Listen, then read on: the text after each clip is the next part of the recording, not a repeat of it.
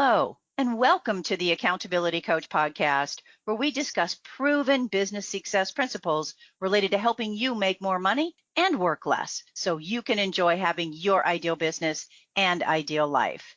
And Bachrach here. Today we have a very special guest with us who I think you will find to be a great resource in helping you to be an even better communicator so you can be even more successful and be on the path to having your ideal business and ideal life. Brenden Kumarasamy is the founder of MasterTalk. He coaches ambitious executives and entrepreneurs to become great communicators in their industry and in life. He has a popular YouTube channel called MasterTalk with the goal of providing free, yes, I said free access to communication tools everyone can use. Well, welcome, Brenden. I appreciate you joining us. Of course, and the pleasure is absolutely mine. Thanks for having me. I'm excited, actually. I'm going to start off with maybe a super broad question, and hopefully you've got some super good insight for us today. Communication is critical if we want to get anywhere in business and in life. So what do world-class communicators do to be world-class? Fascinating question to get us started.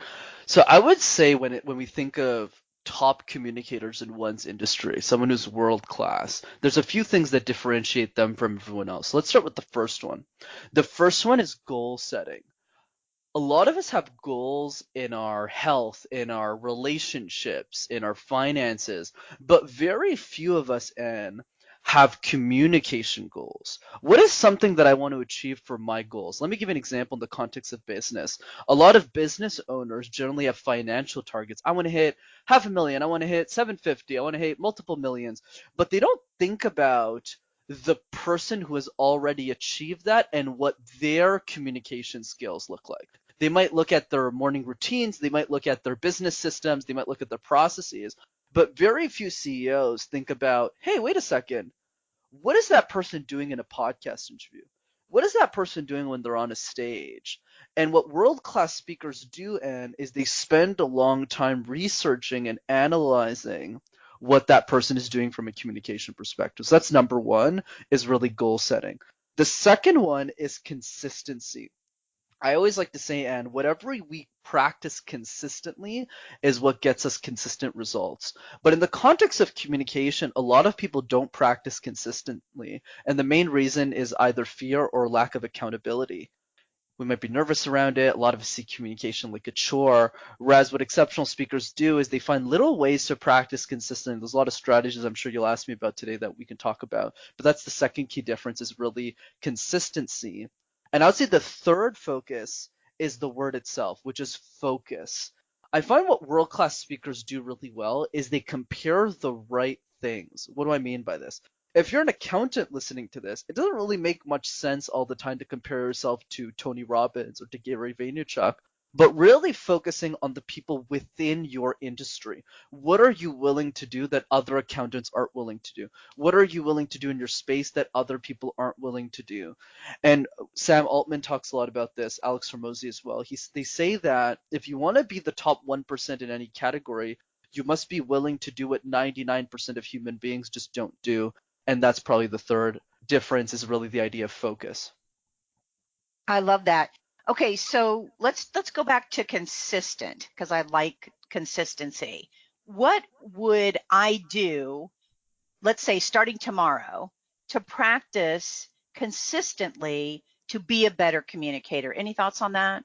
Yeah, absolutely. And I just didn't want to monologue for 5 minutes. That's why I was I was waiting for your prompt. But yeah, absolutely. So I call this my easy threes, and they're so simple that nobody does them, but it creates a strong competitive advantage for yourself. And I'll also explain where the competitive advantage is. So let's start with the first one, the random word exercise. The random word exercise is fairly simple. You pick a random word like phone, like jaguar, like mouse, and laptop, and you create random presentations out of thin air. So the first thought we might have is, why are we doing this? And the answer is fairly simple. If we can make sense out of nonsense, we can make sense out of anything. And that's the power of the random word exercise. So the question I always think about, especially in the context of our own industry, is how many times are people willing to do the random word exercise? And depending on the industry, people might say, maybe people do it 5 times in their life, 10 times in their life. But if you do this 5 times a day, and it only takes a few minutes, you can do this with your friends, your family, your nieces, your nephew, you get a lot better at thinking on your feet and trying to create presentations with no expertise whatsoever. So when you go back to your businesses, your life, your passions, your dreams, it'll be a lot easier for you to talk on those topics. That's the first one. The second exercise of the Easy Threes is called question drills in.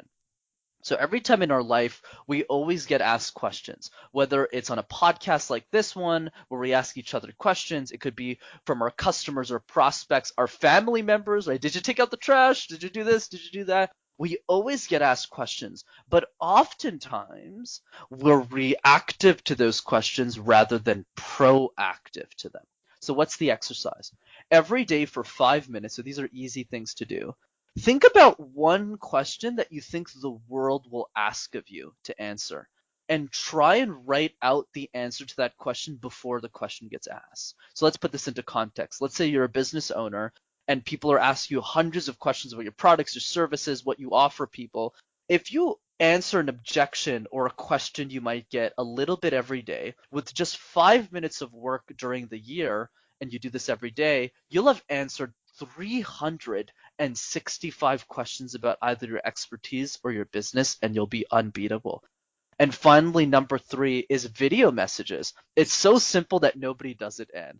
Sending a few video messages to people that you already appreciate. I'm a big believer of making a list of the people who already pour into you, people who already appreciate you and love you. Send them video messages. Nothing crazy. 20 seconds. Hey, I'm thinking about you. Love the work that you're doing. Appreciate this about you. Hope you're having a wonderful week. This is great because nobody does it. And also, what's amazing, especially if you're a business owner, you also get free business from it because you just send video messages to your existing clients and people just think of you because nobody does that. And a quote that I'll end on my Easy Threes is, if you communicate 20% better than your competition, and you will stand out 100% of the time. So if you just implement these 3 exercises and you do them every day, you'll stand out from your industry for sure.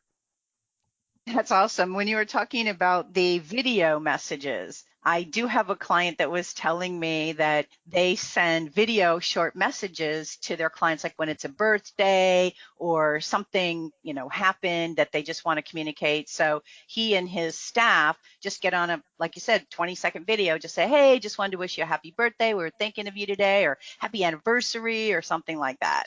And he said he can't believe how many people positively comment back and communicate back to him how much they appreciated that. So it is super powerful. Absolutely. So let's talk a little bit about, what if somebody is introverted? Is there any advice on how to better communicate, if there is any difference, to be honest, if you're introverted versus not? Absolutely, yeah, it's a great question. And I love your client story as well. I think that's phenomenal that individual's doing that. That's how they stand out. But yes, in the context of introverts, what's always surprised me, Anne, is this idea that introverts are a lot worse at communication than extroverts. But I've found from experience, because most of my clients are introverts, that they're often much better at communication. So the way that I answer this question is by helping introverts understand why they're better communicators in many facets, so that it empowers them to triple down on their strengths. Let's go through those 3 things. The first one is the ability to listen. Introverts are exceptional listeners because they spend less time talking on average, which often implies that they spend more time listening to others. I struggle with listening a lot, as you can probably guess. I'm an extrovert. I'm always talking all the time. That's why I guest on shows. But I had struggled with listening. I'm always talking, but I'm not paying enough attention to what the other person is saying. Whereas introverts don't have that problem, because since they're listening more, they can adapt their message to the audience a lot faster than an extrovert can. That's difference number 1. Difference number 2 is the idea of pausing and silencing.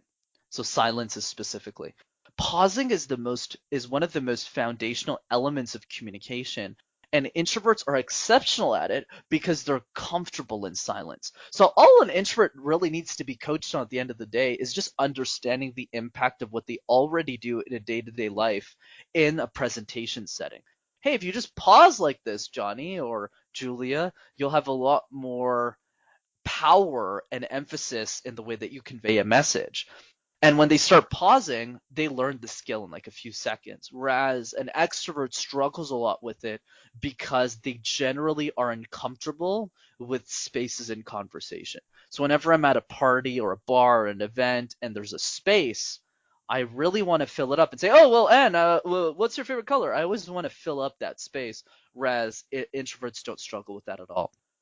And finally, difference number 3, one that we don't really think about too much, Anne, is the idea of accessibility. So what do I mean by this?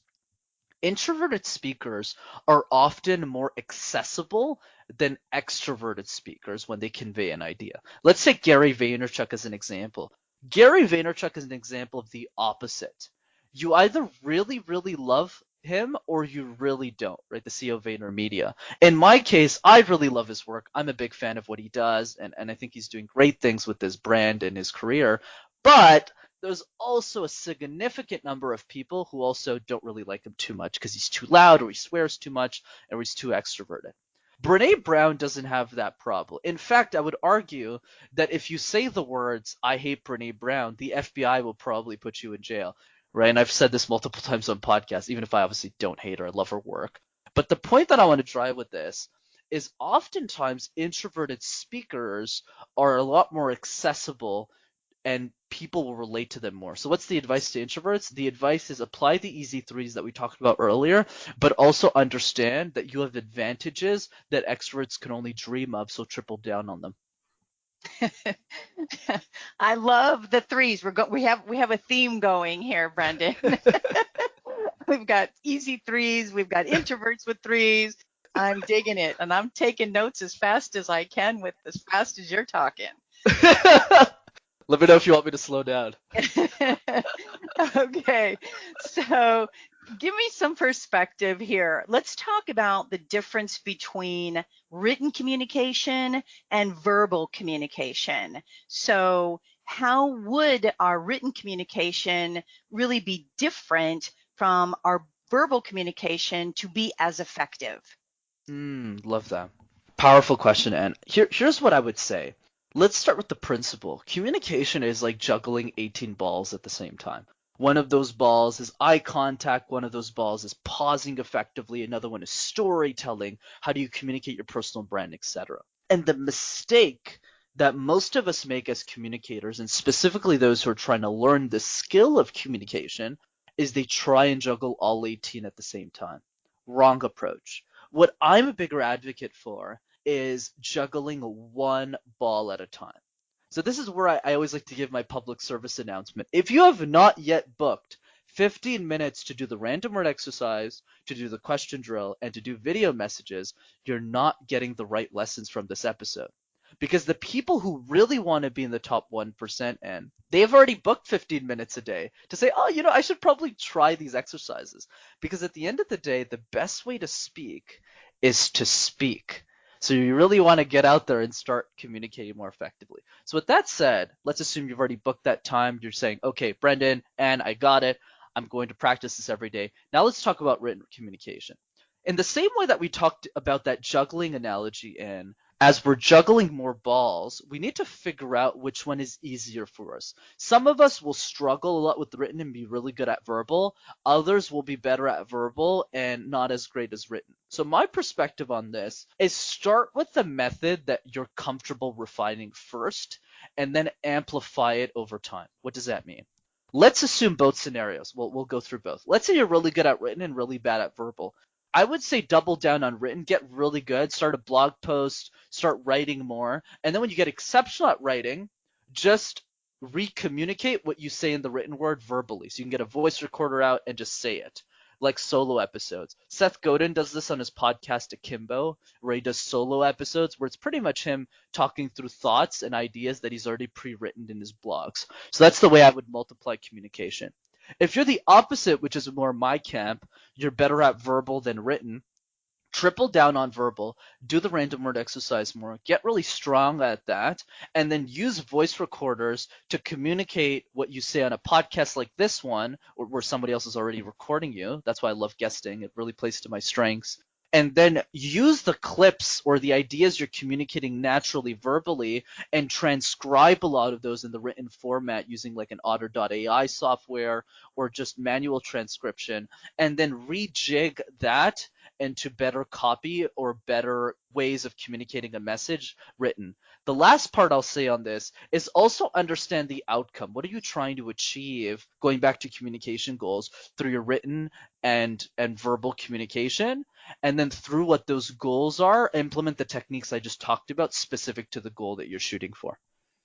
Okay, that makes total sense. And I don't know that I would have thought of it that way, but basically you're playing to your strengths, whether it's written or verbal, and then just leverage that.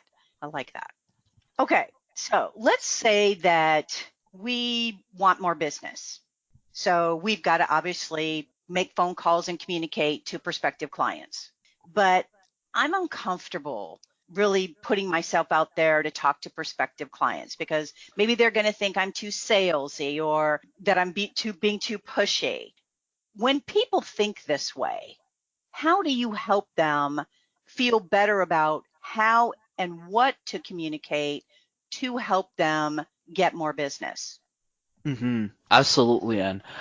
I would say there's a couple of seasons here we can talk about. So the first thing I would say is I completely understand. I struggled a lot with bringing my message out there, trying to get business, asking for business. And the reason was quite simple. I was really young when I started my communication practice and my YouTube channel. I probably started coaching people when I was around 22 years old. So I was coaching people who had worked longer in the company than I was alive. So I had a lot of imposter syndrome. So here's where I would start, especially if you're a service-based business and you sell services to other people. It's really the idea of imposter syndrome, right, that we're really thinking about here. And for me, what's really helped me overcome my imposter syndrome is understanding the following. The first part is really getting what expertise means. Because when we're comfortable in our expertise, we're comfortable in the ideas we're sharing, we're comfortable in the results that we're getting clients. Yeah, sure, we might still be stressed, but that stress goes down a lot over time. So for me, the conversation always begins with this. Realize that you're an expert in something once you know what an expert means. Let me give an example. Let's say you live in New York, Anne, and I came to New York and I said, hey, Anne, I'm new to the city. What should I do in the city? You'll probably tell me. You'll probably say, okay, Brenden, go to this restaurant, check out this place, go to this attraction. The same way if you came to Montreal, which is where I'm based, and you said, hey, Brenden, what should I do in the city? I'll probably tell you. I'll probably say, oh, you should go to this restaurant, check out this attraction. We'll probably share information very openly and freely. But here's the punchline, Ed. Isn't it interesting that we share that information so openly?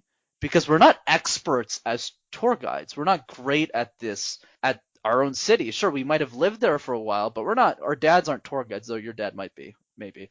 But the point I want to drive is that when it comes to expertise, we need to get that there's some pieces of information in our life that we're open about sharing without giving it much thought, like directions in a city. Whereas when it comes to our expertise, the thing we spent years honing and crafting, we seem to be scared not just about asking the business, but also sharing that expertise openly on a podcast like this.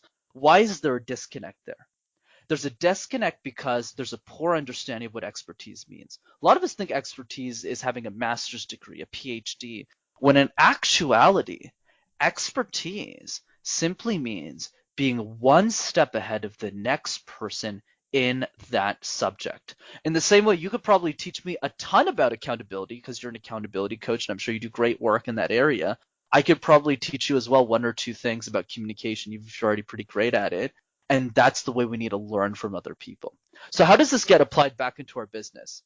I always say start with the person you're comfortable serving. Ali Gadet says this best. He says, when you serve one person, you help one person, the world will give you permission to help everyone else. And this is how I grew my business. I started with 15-year-old girls and boys, and I wasn't charging them any money. I was kind of just helping them.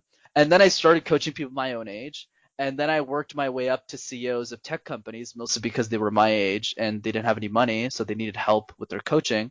So I started getting really good in that area. And then eventually I started coaching people who were a little bit older. And then I got to a point where I was helping people. I was really confident in the result that I was driving for them, and I was charging them what I thought was fair.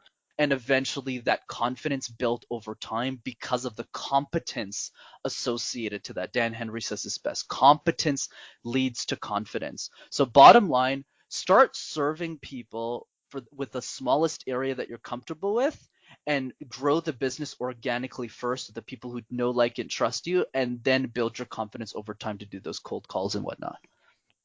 Okay. Let's talk about now the difference between like a group live presentation versus a virtual situation. It doesn't really have to be a presentation. It could be some kind of meeting or something like that. So in some environments, we're doing live and virtual combined, right? And Mm-hmm. some environments, it's just live, or some environments, it's just virtual. Is there something different about how we should prepare or communicate in a virtual world versus a live world? Absolutely. And so there's three key differences between online and in person. So let's go through those three things. The first one is eye contact. So when we present, let's say in an in-person setting, like in a meeting, in a conference room with 8 to 10 people in it, you're constantly moving your head to look into the eyes of the specific people you want to convey an idea to. But when you're online, that rule actually gets thrown out of the window, because whether you're speaking to 1 or 10,000 people, you only have to look in one area, which makes things easier, which is simply the camera lens. So you can put a favorite food, a favorite family, obviously the family that you have, and you pick it next to the camera lens. So you're always staring at the lens. That's difference number one. Difference number two is energy. Let's face it, it's a lot easier to show up with energy and conviction and passion when you're meeting somebody in person versus when you're on a screen and you're alone in your basement and you're communicating with as much energy as you can. So I would say get better at in-person presentations, bring your energy up in those areas, and transfer that energy into your virtual settings. So for me, the only reason I got better, and I still have a lot to go, but the reason I got better online is I just improved my energy intake in person, and I said I need to bring more of that energy in my virtual setting. So when I started podcasting, it was really weird. You're like, man, this podcast host knows more about me than my mother does. And then over time, it's okay, no, I've known Anne for 10 years, and that's the way I'm going to communicate to her. So that's the second difference, Anne. And then the third piece, it really comes down to accessibility, more specifically from our audience. When you're in person, it's really easy to get feedback from people because you can just get lunch with people after your presentation is over. It's a lot harder to do in a virtual setting because the Zoom call just abruptly ends. So what I would encourage people to do, Anne, is try and force those interactions. Get on calls with people in your crowd, get their thoughts, try and bring those relationships in person, have lunch with them so you can get the feedback that you need to make yourself successful online. I figured there would be three for that. We're on a roll with the threes. I like it. We can talk about that too if you want. I'm happy to. I'm curious, is there really something behind it? There is. It's not really scientific, though I'm sure there might have been smarter people than me who have figured this out. But generally speaking, Anne, a lot of people don't like to remember even numbers. So 2, 4, 6, 8. Just when you here are the 6 things that you need to do, it sounds really exhausting. Or like 4. But when you hear the one thing, or the 3 things, or the 5 things, it almost feels like you want to pay attention to the information more. So that's why I always speak in threes. I initially got this from McKinsey and Company. They're a global consultancy firm. So whenever they communicate to clients, they always talk in threes. And I felt it was really easy for people to get the ideas from a presentation. Okay, it's 1, 2, 3, 1, 2, 3, 1, 2, and then 3. So that way people get the information. I've tried 2s and 4s and 6s, and I just found that people just don't remember it because they think of 3 things, they go, what's the 4th one? Or they think of 5 things, they go, what's the 6th one again? And it's like 2, I remembered 1, but what about the other one? So that's the rationale behind 3s. It tends to work well. That's amazing. Now, Over the years, I've heard people talking about you focused language versus I focused language. For example, you wouldn't typically want to say, like, I do this, we do that, because that's all about me, when you want to really communicate something that's more about them, which would be more you focused language, like, you will enjoy this instead of I'm going to teach you that. Do you have any thoughts on this concept? Oh, that's a fascinating question, and I've never been asked this actually. My initial gut reaction to that would be to mix up all three, because I see value in all three of those pronouns, whether it's, or I don't know if pronoun is the right word here, but the idea of I versus you versus we. Let me give an example what I mean here. So in the context of I definitely think I from time to time helps, because then people know why you're there. Okay, I'm this person. I'm going to talk about that. So there's some value. But if you spend too much time talking about this is my, like, imagine I came on this podcast and I said this is all my accomplishments, this is all my clients. You'd be like, geez, okay, dude, like what's the value that you want to share? So I think there's a balance there. The next piece is the we. I definitely think we is a very powerful use of words, especially in the context of being a CEO of a company. So I hate it when I coach people on this all the time. When CEOs use I all the time, they don't use we enough, especially if they're managing a bigger team, like 10, 15, 20 people, because you only got that level of success because of your team. So I love CEOs who talk in we. We did this, we accomplished this, everything is we, and if there's a problem or a mistake that happened, I'll blame me, which is I language.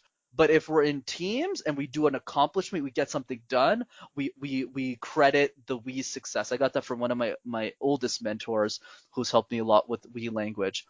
But the third piece that you brought up as well, which I think is important, is the you. So I mostly teach this in the context of a strategy that I simplify called the mind reader. So the mind reader is where you think about the objections that your audience will bring up to your key idea or message and bring them up front. So I did this a bit earlier, so I'll just bring it back. Let's say we think about the random word exercise. Usually when I'm talking to a group of executives, I almost always follow that up with, I'm sure I know what you're thinking right now. Oh, Brenden, this is really childish. Why should I talk about avocados for 60 seconds? Why should I waste my valuable time being a vice president at a company talking about cats and dogs? And then I kill the objection right after. Well, if you do this, you get XYZ benefit. And they go, whoa. So it's almost as if the guy's reading my mind. So U language is really cool when you're talking about objections that the audience is thinking about but isn't bringing up publicly, and you're squashing those objections. So what's the conclusion?